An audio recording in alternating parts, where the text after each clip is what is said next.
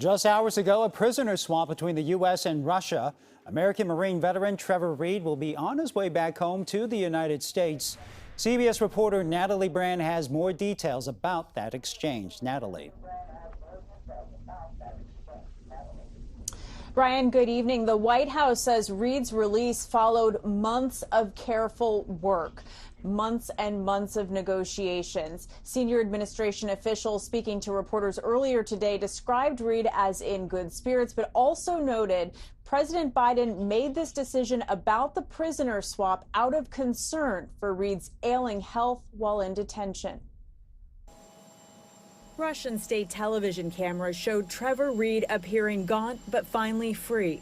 The Marine veteran's release was part of a prisoner swap between Russia and the U.S., which returned a Russian pilot convicted of smuggling drugs. Reed's parents say the exchange took place in Turkey. The American plane pulled up next to the Russian plane, and they walked both prisoners across at the same time like you see in the movies. Reed was sentenced in July of 2020 in Russia to 9 years behind bars, convicted of assault charges while drunk. He denies the allegations. His family fears his health had been failing in Russian custody. We're praying that he doesn't have tuberculosis, but we're still concerned, that he was coughing up blood for months.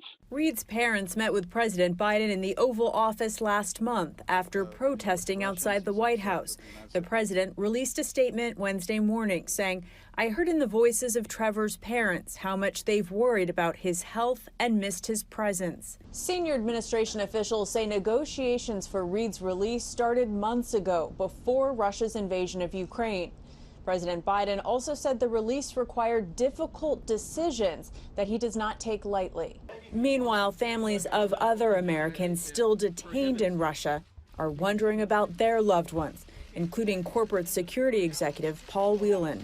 I'm disappointed that Paul isn't home, but it's tempered with the idea that someone is at least going back to their family.